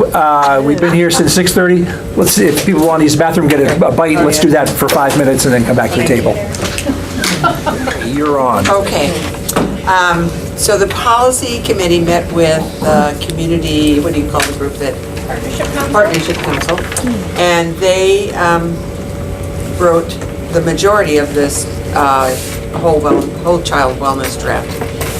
Vicki and I met with them, and Erica, particularly Eric Remsen, who is the primary author of this. And they used a couple different, I believe one of the sites they used was it's ASCD. It's something similar to our own, an acronym. I can't remember the exact ASCD, title. yeah. But it has to do with supervision. And do you know, Peter, what it's? It's Association of Secondary Curriculum Development or something like that. that group. Yeah. So big group. But anyway, the whole child wellness policy is geared toward extending beyond what has been known as the wellness policy for the last so many years. And that was specific to nutrition and physical activity. This policy incorporates much more of a whole child wellness, social, emotional, physical, all kinds of things. So it's a very lengthy policy statement, and it takes some time to go through. What's the timeline for this, Peter? Are we just... So we just adopted our next We June meeting? we can, or if there are questions that need to go back to that group, Okay. then that could just extend as well. Okay, so I don't know how much time people have had to look at all of this. I'm guessing little. Little, so. Can I just ask one question? This was Yeah. presented last meeting. It was And the presented at person our was- committee meeting last, Oh, and then oh, we was it the just committee? talked briefly about it. Oh, was that? We haven't Yeah. seen the Oh, I'm policy. sorry, all Okay. right. Oh, he was at the committee, I'm sorry. Right, We're at so the that was same a committee table. meeting, and we Right. talked about it very briefly, that it would be on this next agenda, at least sent via the board pack, so that people have a chance to look at it. And I think further discussion after everybody gets a chance to really read through it and digest it, we would have that group back again and have them available to discuss it with us. How common is this policy in other schools? I believe this policy, they took a lot of the same stuff from maybe Williston, Essex, maybe Essex and Williston. So we would be probably one of the districts in the forefront of adopting a policy this broad. But this is not new material, actually. There's something called the Coordinated School Health Program that's been in place since the mid-90s, and that has been promoted by the CDC because they really recognized that students needed far more than to worry about their nutrition or their physical activity, which is critical, but also their social emotional life, and then also it needed to be broader, not just directed at the students, but directed at the entire school community, including staff, parents, community, to all be looking at this kind of whole child approach to wellness. So that's why it's more broad and why the community partnership got very much involved in this, because they recognize that it isn't just the school that has to tackle this, it's community and parents. And does this, so when you say that we are on the forefront, this policy doesn't necessarily have support from Montpelier, so to speak. This isn't something that we're being asked to come up with, because when I read the policy, one of my, I think, especially reading bills every week, you realize how education has become dual purpose, and that we are a clinical care center in many ways, as well as an educational institute. And if we are going to adopt a policy that really solidifies our role as a clinical care center, I think we need to know that there is going to be funding behind that, separate from what we're doing programmatically and educationally. I think it's really important, but like I look at, I don't know if you want to, do we want to get into specific parts of this? Yeah, briefly, Okay. yeah. So in that section 2, goals for health services, A, where it says ensure access to healthcare services or referral to healthcare services within school setting or community. So when I look at ensure access, does that mean that we are driving kids to places? Does that mean that we're facilitating, we're facilitating their connection to CSAC, to private providers, to. So that, I mean, I think that, just in that made me very nervous. That wording, in that So the it word sounds to me like the school is responsible for whoever's needs access to. It's more of a referral, identifying and then making referrals. So at school entry, as a school nurse, I know that we had to send out very extensive reports to the Department of Health and the Department of Education regarding sort of the health status of our students. Is everybody immunized? Does everybody have a medical home? We worked very diligently on getting everybody, all the kids, at least identified with a dentist, because, and the mental health that they needed. So when we're evaluating kids, or when parents are coming in and saying, we need to make sure the health of the child is addressed, as well as the education. Because if the child's not Right. healthy coming into school, education is not going to be I maximized. totally, So the state, in the state educational laws, they do talk a lot about making sure all students are ready to get to school, physically and emotionally. So it means that we do a lot of referral, identifying and referring when students need. So following up I on, mean, I would just say from a wording perspective, Yeah. then I want to see this just say responsible for referrals to healthcare services, not ensuring access so if I to. could ask a question that might clarify that. So this is under a heading that are goals, but yet the languages are all shalls. Okay. And those, to me, seem a little bit in conflict. Okay. And if Unless you shall strive. If I'm a parent. Shall strive. Give access. Or facilitate access. Facilitate is probably a better word than ensure. Okay. Even facilitate, though, is a bit of a mandate, as opposed to shall strive to Right. ensure. You know, there's one that, the district shall provide emergency care for illness or Right, injury. that was my next one. And it doesn't even say within the school setting or Right, within I the school know. day. That was exactly, I thought, okay, so I have an emergency at home and I'm going to call the school because they're going to Okay. provide emergency care for illness and injury. You could almost look at the shall. And it, and As then well. Yeah. in that But one, it's under in that something that's called goals. D, and it it's a talks shall. about the individual and family shall and is a- community. Yeah. Well, I'm not sure it's So- the role of the school to provide emergency care for the community. Right, you're right. Okay. Well, unless they're As in the well as the yeah. whole family, I mean, Uncle Joe and so, I mean. I think it's just feels meant to like- be, Believe it's me, meant to we be did often in do the that. context. I'm sure, but At I don't, it, Yeah. No, these are. But I understand where she's coming from. it could be clarified for sure. Yeah. yeah, I mean, I just Yeah. feel like Yeah. you don't want a policy that then someone Says you didn't provide says this. you didn't, right. And this- You this say says right you here that shall. You Yeah, shall okay. do Yeah. this. Okay. So Mary, I meant shall. yeah, unless you shall strive to do something, that takes a little bit of the burden off. Doesn't that kind Miss of with like shall. watering down shell? And then my other, under 8, the community engagement, where they have D, the food and beverage marketing. I thought, are we marketing No, we're not food allowed and to do that. beverages in the school anyway? We're not allowed to put advertisements. Right. I mean, we can put like posters that have like fruits and stuff, but Right, we but can't not have a hood Pepsi sign. Can't have a No. Pepsi sign or No. have our goalposts say No. Pepsi. So that I just thought was, I think that might be boilerplate from That is. nutrition, It is, yeah, from the Fed, like the BSBA model. The nutrition whatever. promotional, Yeah. yeah. yeah. The old- that's why, the that old was one the part we that made had. me think, well, maybe this is a boilerplate policy. Most of it is. Yeah. Some of It it is is. boilerplate from model policy of the VSBA? Yes. Okay. Mary, Oh, that okay. part is. Policy.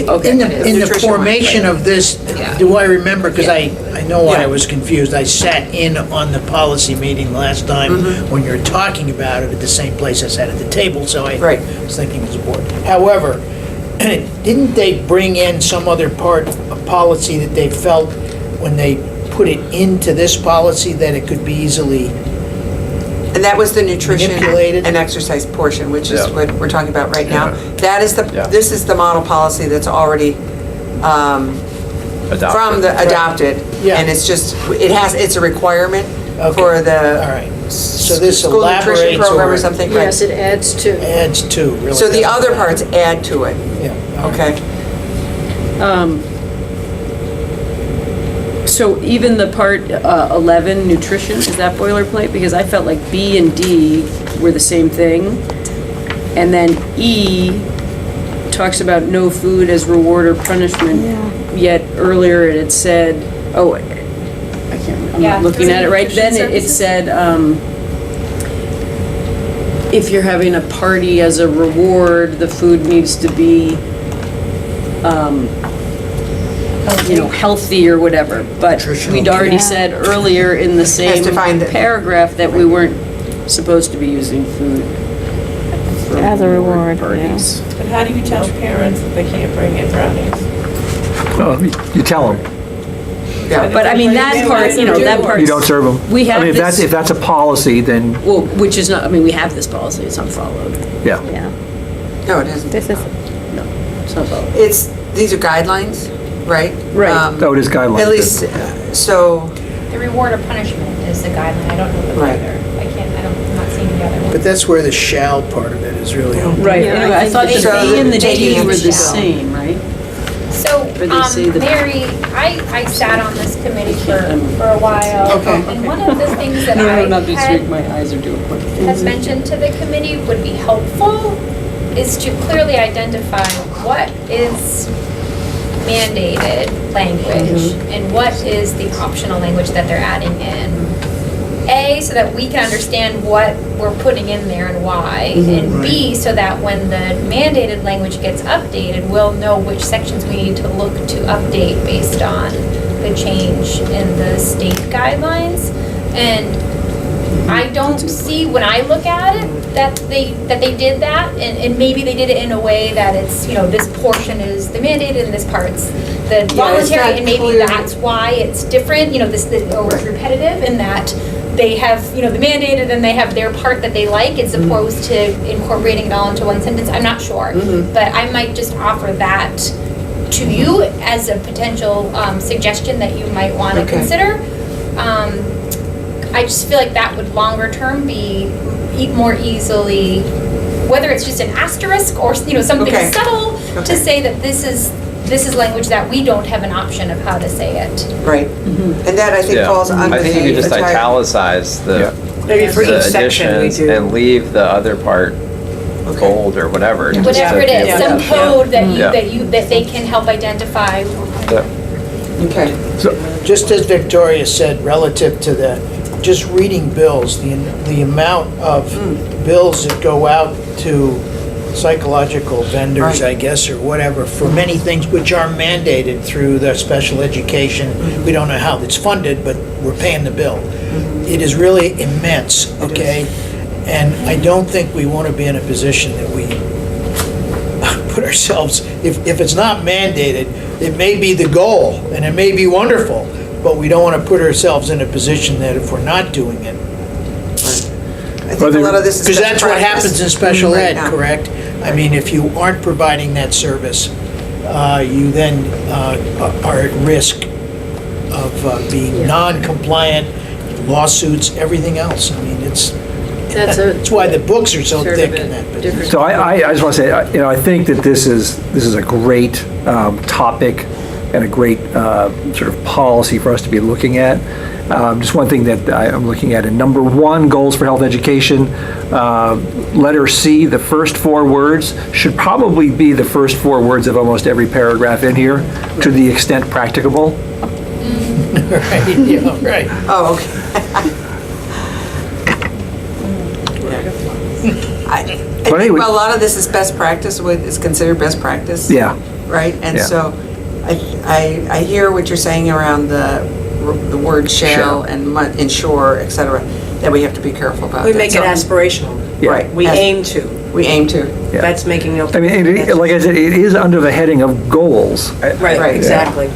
Yeah, go ahead, Peter. I think one of the things that's important here too is that schools have taken on more of this work, and it's important, I think, in terms of a board statement on whole child wellness, to speak to both the aspirational, not necessarily these are the services we're going to provide, but this is what we believe, and we know that students will not learn if they're not well. Right. If they're We don't address throw these thousands things. of dollars into education, but students are not going to learn if we're not taking care of all that. And we can't do it all. We know we can't. We know that the state has siloed a lot of the funding for wellness in lots of different departments, and it doesn't all funnel into schools. So for us, it takes a lot of work as a school system to partner with lots and lots of different agencies to maintain services both in school, outside of school, et cetera.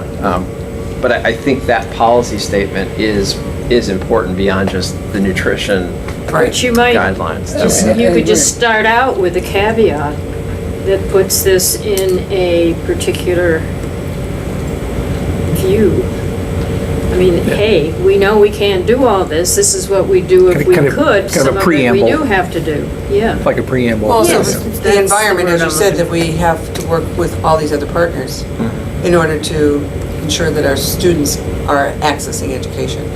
These are the things that they're going to be required as part of their readiness for school. And that we do have to partner with those other places.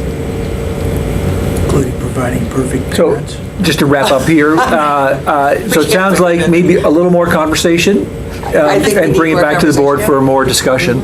Yeah, that'd be great. Thank you So, very much. I mean, we've got so much on our plate right now, I Yeah. just feel like I don't want this to get lost. Yep. But I think we need to give it full Yep. time. So should I, when I bring this back to the group, should I tell them we will ask them to come back at a later time, not? I would Still looking express the concerns of the board. Okay. Well, first of all, I would like to know the difference between what is sort of model policy and what is being added in. But then just sort of, does somebody want to wordsmith it so that it really is aspirational rather than required? Okay.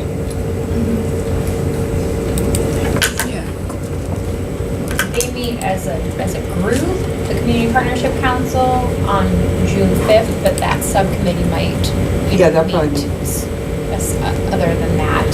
Okay. If they wanted to bring something back to us before. Okay. So I'll just keep you informed on where they are. Okay, great.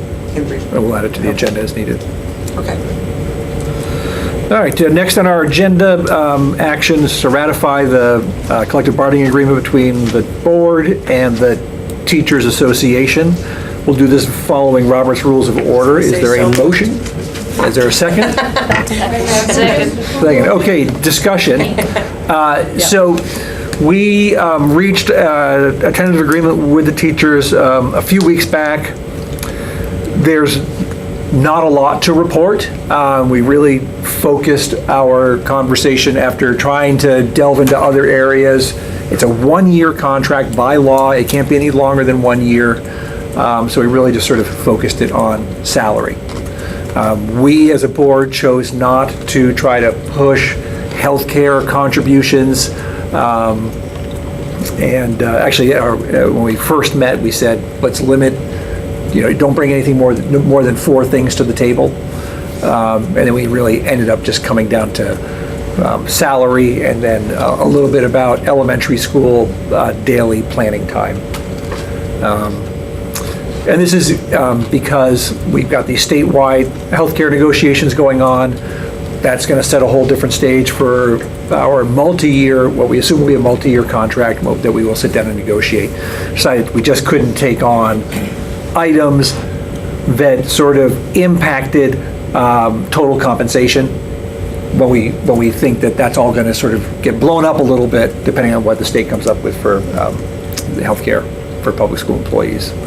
So the nuts and bolts of this is largely unchanged. It calls for a 3% new money on the salaries. How that 3% new money is distributed is generally worked out by the Teachers Association among themselves, and then sort of passed through Peter and Brittany to make sure that it works mathematically and works in that sense. That agreement's already been taken care of. It's in the contract, actually. Okay. Yeah, and then we have a copy of the contract, and again, it's all the same except for a couple small areas. The only other sort of major area or noteworthy area, or really the only other area, is that it allows for an extra 5 minutes per day of planning time for, It's 4 minutes. It's 180 to 200 minutes. So we went from 180 to 200 minutes. Divide that up, it's not a Of additional planning time at the elementary level, and which brings it, I think, on par with the high school amount of planning time. Distributed. High school's a little different. It works. And high schools across the country are different. High schools tend to have more prep time. This is a battle that was fought in my old district in Oregon as well. But 200 is on par with our neighbors in terms of their prep time to elementary prep time. And a lot of that has to do with the structure of secondary versus primary and those of you that have been in elementaries know that in terms of the flow of the day, it's hard to break free. So I think just historically, I mean, this goes way back. I think it's always been that way. So it's not, they're not negotiating that they want to come in 5 more minutes each day, it's that they want 5 more minutes out of the day. Yeah. So- Yeah, yep, 4 actually. 4, yeah. And, you know, it may seem like nothing, but actually 4 minutes to try to find coverage at our small elementary schools is actually very, very challenging. Yeah, it's down to, at Mary Hogan, it's a lot easier, but it's, with a small scale, it's harder to get coverage because you've got this para doing this, and then that person relieves that person, and then there's a mousetrap, the ball goes down, yeah. Just describe, you said 3% new money that the union will decide how it gets distributed. Over the salary scale. Is that been the usual way we've done this? Well, we actually, I mean, we did talk with them, we had to agree to that, so it's not, the union doesn't decide this is what we're going to do. They put it back, we both have to agree. So both sides have to agree. Okay. So This is how it's going to be placed. I didn't- I think the deal could fall apart if that wasn't the case. Yeah. Traditionally, we would put money towards a step on the salary schedule. Right. That step is 2.2, 2.3 or something like that. This year. Whoa. Wow. Is there a ghost in here? I was just gonna say. The door just, It'll shut if you move it the up. door just closed on me. Anyway, what happens if there's a step? The people that are on the very top of the scale all they get is the base movement, which would be about 0.7%. Right. So what they wanted to do, and they've done this in past years, it happens occasionally. I would say more often than not, you're getting a step plus whatever the additional percentage is above that 2.3 on the base to move that schedule up. So this year it's 3% across the board. So it's more money is going to the more veteran teachers in this one-year deal than That was than part of would my normally. question, okay? Than Because would normally. a lot of times when we've negotiated over many years, we're always fighting to bring up The base. the base level, knowing full well that it may negatively influence the amount that each senior teacher sort of gets. So that was part of my question, is that I understand the rationale, but I just wanted to make sure that we had some input on this. No, we definitely do. Yeah.